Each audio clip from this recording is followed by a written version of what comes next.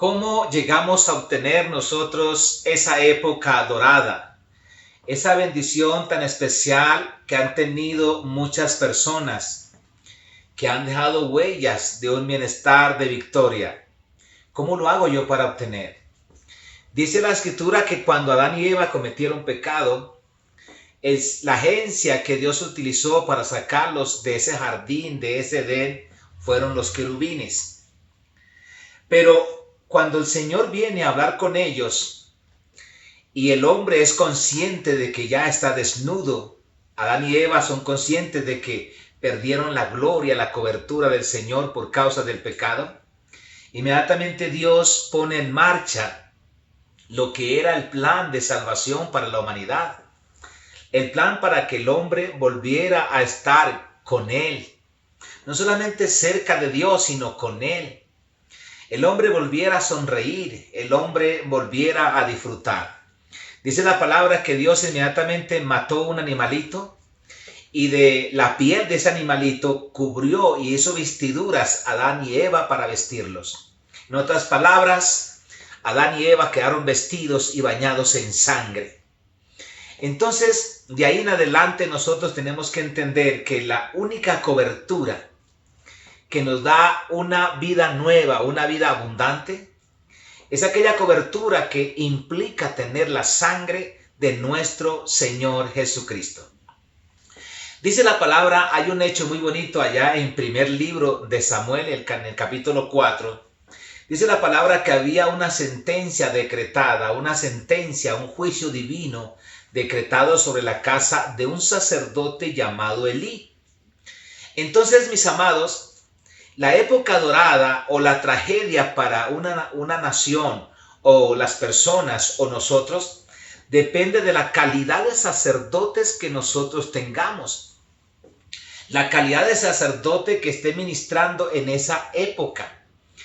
Entonces, como había un juicio decretado para la casa del sacerdote Elí, uno se puede preguntar, ¿qué va a pasar con el pueblo de Israel a quien el sacerdote representa? Imagínate, dice la palabra que el pueblo de Israel en esos momentos estaban bajo el yugo de los filisteos. Entonces llegó un momento que ese momento nos ocurre a todos los seres humanos. Queremos quitarnos el yugo, queremos quitarnos la esclavitud, queremos que los gobiernos cambien, queremos que venga un nuevo amanecer para cada uno de nosotros y nuestras familias. Pero a veces lo intentamos de una o de otra manera, pero las cosas no funcionan. Antes empeoramos la situación. Dice la palabra del Señor que cuando el ser humano se apoya en el brazo de carne, dice la Biblia que eso le va a causar más heridas, más dificultades, más problemas. Entonces dice la palabra que el pueblo de Israel se reunió para la batalla contra los filisteos. Y dice la Biblia que hubo la batalla y el pueblo de Israel fue vencido delante de los filisteos. Murieron 4,000 hebreos en aquel combate. Una vez que el pueblo de Israel se dio cuenta que no fueron vencedores, ellos hacen una pregunta que todo ser humano hace en los momentos de dificultad. ¿Por qué nos pasa esto? ¿Por qué nos sucede esto? Una de las bendiciones más grandes de nosotros como seres humanos, mis amados, es detectar la causa que nos está produciendo ciertos inconvenientes. La causa que nos está produciendo cierta enfermedad, por decirlo así, cierta miseria muchas veces. ¿Cuál es la causa? ¿Cuál es la que se origina? El pueblo de Israel no lo había entendido. Que eso dependía de la calidad de sacerdote que ellos tenían. Si el sacerdote era bueno, pues el Señor se complacía con el sacerdote que representaba al pueblo. Y ese pueblo que era representado por el sacerdote era un pueblo bendecido si el sacerdote era bueno, si Dios aceptaba al sacerdote. Aceptaba la ofrenda, aceptaba el sacrificio. El pueblo era bendecido.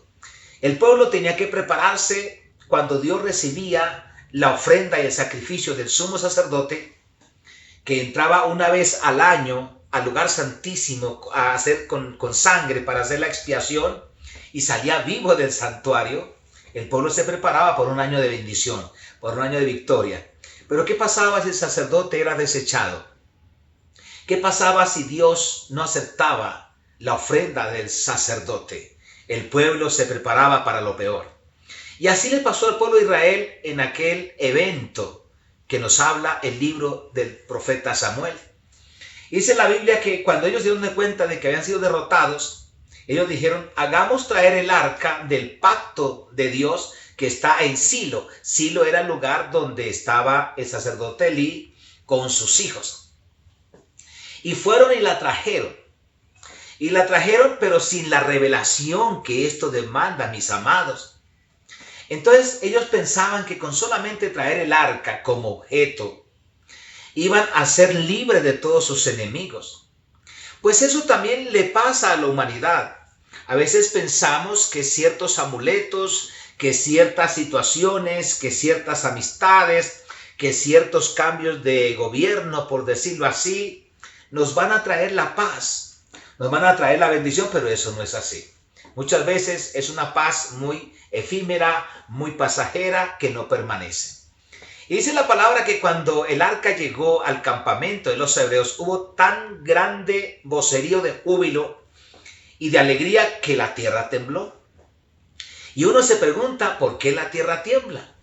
La tierra tembló porque la tierra escucha, la tierra oye. Dios hizo todas las cosas de esa manera. De tal manera que la tierra escuchó la voz de júbilo y de alegría que ella tembló. Pero no pasó a mayor cosa. No pasó a más eventos triunfantes. Y entonces se reunieron para la batalla de nuevo, pensando que con el solo paso de tener allí el arca del pacto, iban a ser libres de sus enemigos. Mira, mis amados, el secreto del arca del pacto era que esos dos querubines que sacaron a Adán y a Eva del jardín del Edén y los sacaron a un lugar de sufrimiento, a un lugar de aflicción, a un lugar de lucha, a un lugar donde ya no se producían los mismos resultados cuando andábamos con la presencia del Señor. Entonces, esos dos querubines estaban en la tapa del arca, que se llama el propiciatorio. Pero ellos están allí, ya no tienen espada. Que recuerde que cuando los querubines sacaron a Adán y a Eva del jardín del Edén, los sacaron con una espada encendida, que se llama la espada del juicio. Pero allí, esos dos querubines que están sobre el arca del pacto, en el propiciatorio, que es la tapa, ellos están concentraditos mirando solamente algo muy importante.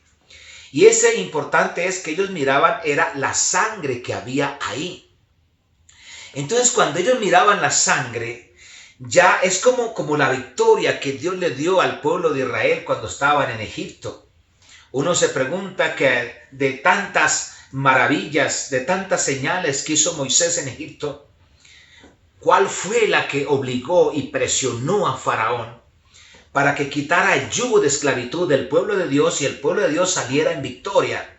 Pues déjeme decirle que la única señal fue la señal de la sangre del cordero puesta en los postes de cada casa.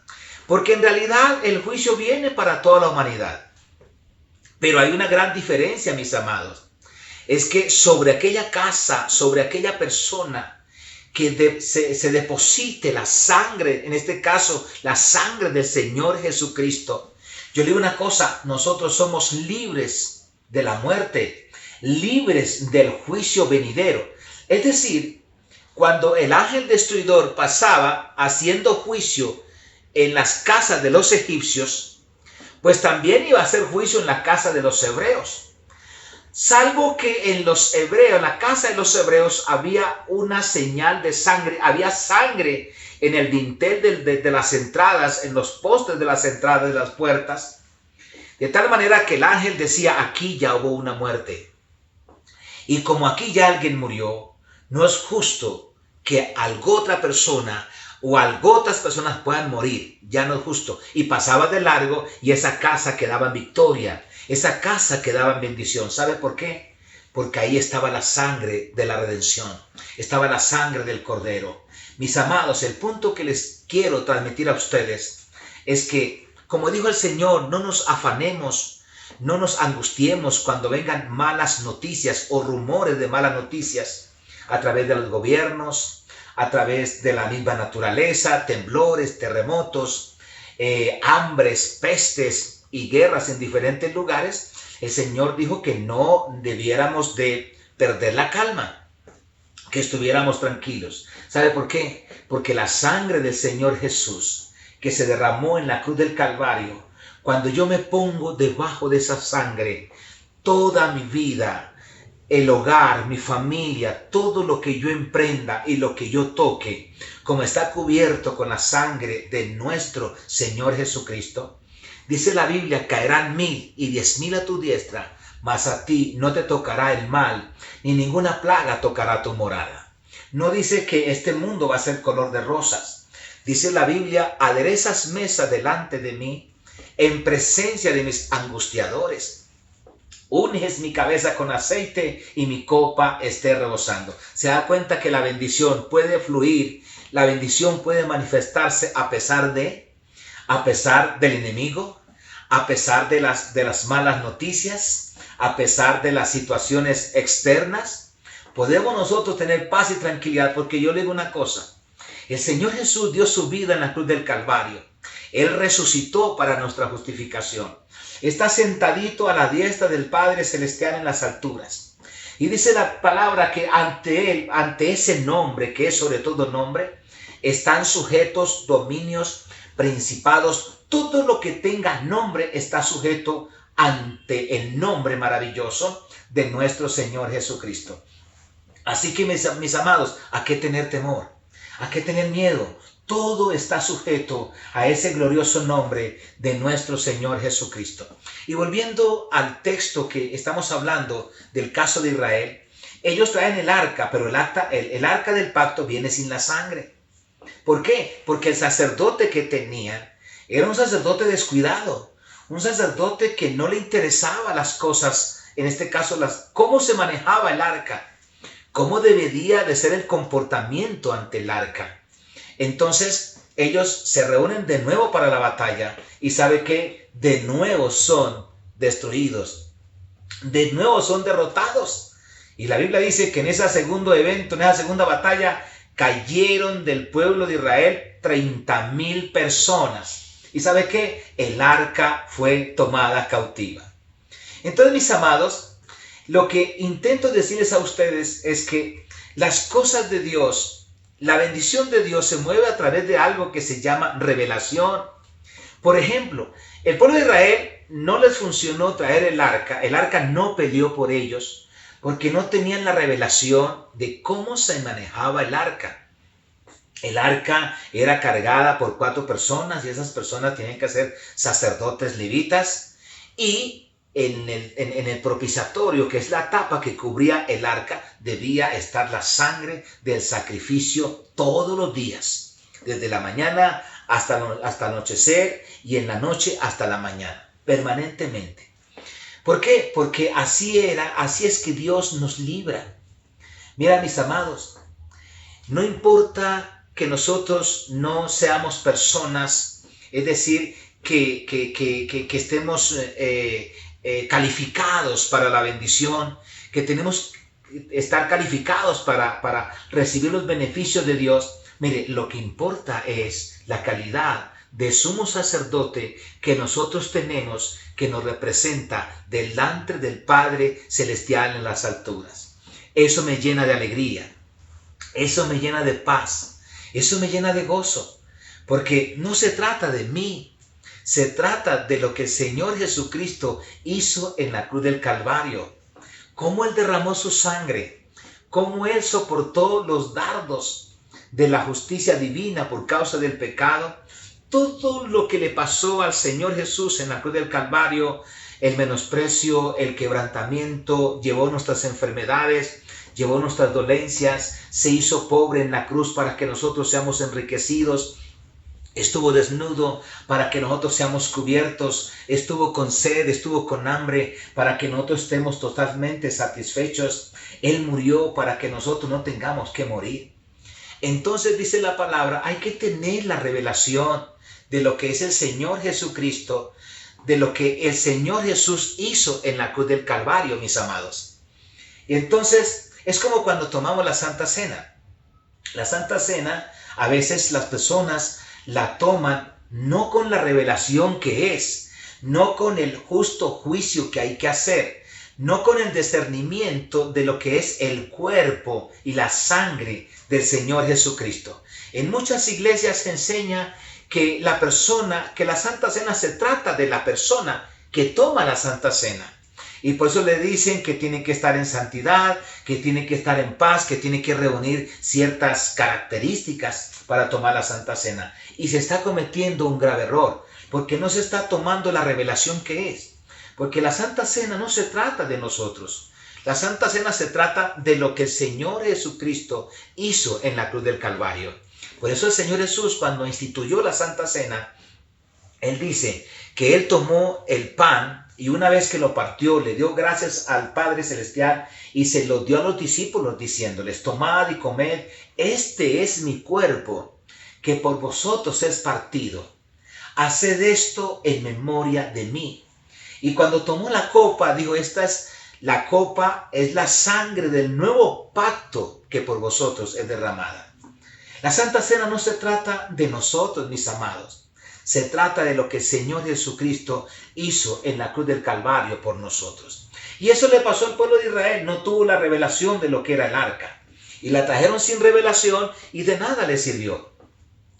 Antes les causó más dificultades, porque esa es la palabra, que la derrota fue aún mayor. Volviendo al tema de la Santa Cena, es lo mismo. Si la persona toma la Santa Cena no con la revelación que es, entonces dice el apóstol Pablo: juicio, come y bebe para sí. Por eso hay muchos enfermos, hay muchos debilitados y otros ya han muerto lamentablemente. ¿Por qué? Por tomar la Santa Cena sin la revelación, sin el juicio verdadero que hay que hacerlo. Y el juicio no se trata de mí, si he pecado o no he pecado. No se trata si yo califico para la bendición o no califico. Se trata de lo que nuestro gran y sumo sacerdote hizo en la cruz del Calvario. Hay otro evento en la Biblia también que el pueblo de Israel lo que hizo fue incitar el enojo y la ira de Dios por causa del pecado. Y el Señor le dice a Moisés y a Aarón y les dijo: apártense del medio de la congregación, yo los voy a destruir a todos. Y la mortandad comenzó. De tal manera que Moisés le dijo a Aarón: Aarón, toma el incensario y ve a ofrecer una expiación por el pueblo, porque la mortandad ha comenzado. Y dice la palabra que Aarón tomó el incensario y tomó el incienso, que ese incienso es un aroma que se peleaban los sacerdotes por ofrecer el incienso en el santuario, porque eso quedaba impregnado en su ropa. Esa aroma le representa, según la Escritura, y le hace recordar la ofrenda santísima a nuestro Padre Celestial por el pecado, que es lo que el Señor Jesucristo hizo en la cruz del Calvario. Mis amados, el punto que quiero que quede en su corazón es poder entender que nosotros somos libres, somos bendecidos, somos protegidos, somos alcanzados por la victoria. Vamos a vivir una vida de una época dorada. Es no porque nosotros nos lo merezcamos, no porque fuimos buenos, sino porque nuestro gran y sumo sacerdote es sin mancha, es sin pecado. Él dio su vida en la cruz del Calvario por nosotros. Y mi amado, dice la palabra que los filisteos se llevaron el arca, y donde quiera que iban llevando el arca, ahí el arca iba peleando por sí sola. Trajo juicio a esas ciudades de los filisteos, hasta que un día decidieron devolverla para el pueblo de Israel. Pero el tema es el siguiente: David, que ya estaba en el trono, que David desde pequeñito era un hombre de arca, porque ya la había escuchado, estaba interesado por el arca. En cambio, el rey Saúl no se interesó por el arca, y por eso le pasó lo que le pasó. Entonces el rey David se interesó por el arca y dijo: vamos a traer el arca. Pero la trajo sin revelación, la trajo sin el discernimiento que esto demanda, y la trajo igual como la mandaron los filisteos para el pueblo de Israel. La mandaron en un carro nuevo y la mandaron con 2 vacas, y allá llegó el arca a un lugar llamado Bet-Semes. Y el rey David lamentablemente le faltó esa revelación, porque no consultó con Dios, consultó fue con el hombre, consultó fue con los príncipes, y trajeron el arca a un lugar que ya el rey David le estaba preparando. La trajeron sin revelación, sin el discernimiento, sin el juicio que hay que hacer para transportar el arca. Y dice la palabra que allí hubo una muerte. ¿Por qué? Porque los bueyes tropezaban y el sacerdote Usa quiso ayudar al arca y él cayó inmediatamente muerto. Y no importaba las alabanzas, porque dice la palabra que Israel, o sea, David y el pueblo comenzó a danzar y a cantar, pero sin la revelación que era. Entonces, mis amados, hubo una muerte y el rey David dijo, no es posible llevar el arca a mi casa. ¿Y sabe para dónde la mandó? Para una casa de un señor llamado Obed-Edom, que era un gentil, que era un inconverso. Es más, era un filisteo, era de Gad, geteo. Entonces, este hombre sí tenía revelación del arca y comenzó a hacer sacrificios de a poquito a medida que Dios lo iba bendiciendo y prosperando.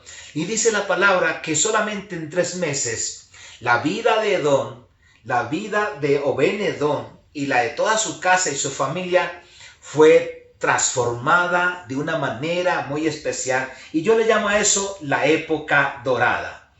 Y le avisaron al rey David, le dijeron, mira que Dios ha bendecido abundantemente a Obed-Edom y a toda su casa por causa del arca.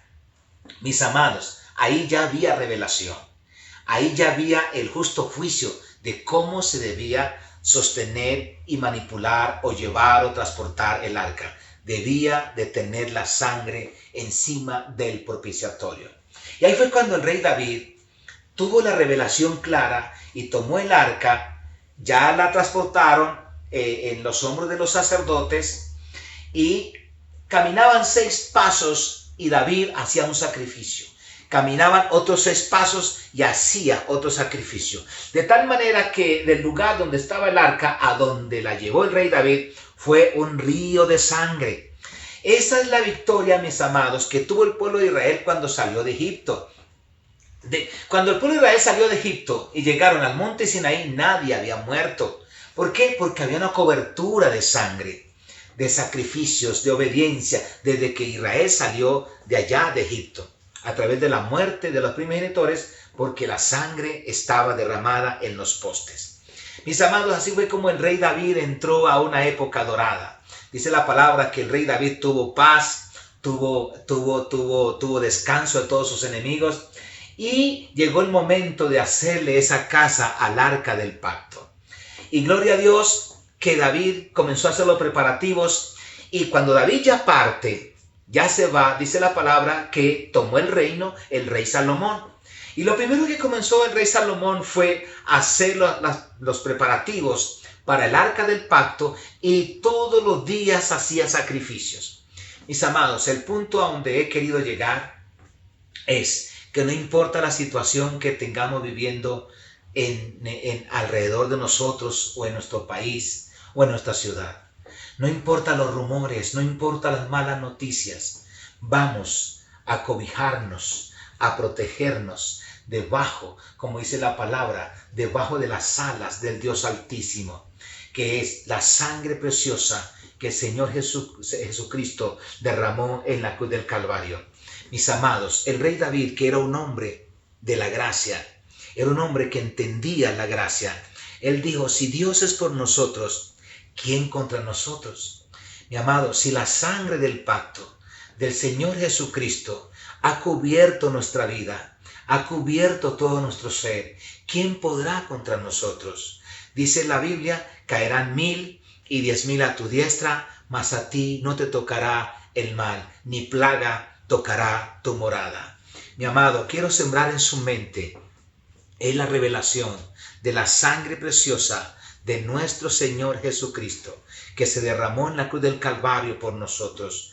Esa preciosa sangre, dice la Biblia, que quitó el pecado de una vez y para siempre. Esa preciosa sangre es la que Dios hace que usted tenga paz, tenga tranquilidad, tenga bendición. Mi amado, yo me estoy refugiando todos los días bajo la sangre del pacto. Todos los días me levanto y digo, Señor, gracias. Declaro que mi vida está cubierta por la sangre del Cordero. Declaro que mi familia está protegida por la sangre del Cordero. Declaro que todo lo que Dios me ha dado está protegido por la sangre del Cordero. Declaro que el camino que yo voy a caminar, que yo voy a recorrer, está protegido, está cubierto, está salpicado por la sangre preciosa de nuestro Señor Jesucristo. Mi amado, cuando el pueblo de Israel salió para ir a la tierra prometida, dice la Biblia que el arca del pacto tenía que ir con 3 días de anticipación por delante. Es decir, el arca del pacto tiene que ir 3 días buscando reposo para el pueblo de Israel. Mis amados, qué bonito. Cuando nosotros vayamos a hacer un emprendimiento, invoquemos y declaremos y hagamos esta revelación o tengamos la revelación de que el arca del pacto, que en este caso es nuestro Señor Jesucristo, Él va 3 días por delante buscando un lugar de reposo para nuestras vidas. Y nos va guiando según su revelación. Y nos va guiando según la dirección de su Santo Espíritu. Por eso mucha gente fracasa como el pueblo de Israel, que a veces hacen sus luchas, sus guerras, sus batallas, confiando en un tercero, confiando en amuletos, confiando en, qué sé yo, en muchas circunstancias. Y son derrotados por el enemigo. Pero cuando nosotros nos levantamos y estamos protegidos por la sangre del Cordero, mi amado, dice la Biblia, aderezas mesa delante de mí, en presencia de mis angustiadores. Unges mi cabeza con aceite y mi copa esté rebosando. Bendito sea su nombre. Mi amado, ahí está la seguridad. Todos los días invoca el poder de la sangre del Señor Jesucristo sobre su vida, sobre los tuyos, la gente que está bajo su cobertura. E invoca la sangre de Cristo en todo lo que usted emprenda. Mi amado, el Señor Jesús está sentado en su trono y ante a ese nombre están sujetos todo lo que se nombra en esta tierra. En el nombre maravilloso de mi Cristo Jesús, yo declaro que la sangre de Cristo Jesús ha cubierto su vida, ha cubierto su hogar, ha cubierto su familia, le ha perdonado todos sus pecados, tanto pasados, presentes o futuros. El Señor se los ha perdonado. Mi amado, recibe, acepta esa revelación y de aquí en adelante, yo le aseguro, entrarás a una vida muy linda y muy hermosa que se llama la época dorada que todos queremos tener. Esa fue la época dorada del pueblo de Israel. Ese fue el momento, esos fueron los 2 periodos, tanto el periodo del rey David como el periodo del rey Salomón. Fue la época dorada del imperio de Israel. Y yo le digo una cosa, hay otras personas que tuvieron su época dorada. Es más, dice la palabra que José, el hijo de Jacob, representa a nuestro Señor Jesucristo. Cuando usted lo estudia y lo analiza, recuerde una cosa, mis amados, que el antiguo pacto es sombra de lo que había de venir. Hoy el día nosotros tenemos la sustancia. Hoy el día tenemos la personificación del Señor Jesucristo, que estaba en aquel entonces a través de figuras, a través de personas, a través de situaciones. Está el retrato del Señor Jesucristo desde el libro de Génesis hasta el Nuevo Testamento. Y así es que José representa al Señor Jesús. Y donde quiera que iba llegando José, la vida se les iba transformando a esas personas. ¿Se acuerdan ustedes que José llegó como cautivo a la casa de Potifar? Y dice la Biblia que el Señor comenzó a prosperar en gran manera a la casa de Potifar, de tal manera que Potifar solamente se afanaba o se preocupaba por el pan que comía todos los días. Mi amigo, ¿le gustaría tener esa vida en su casa? ¿Le gustaría tener esa bendición especial en su casa? De que todo lo hace el Señor por usted.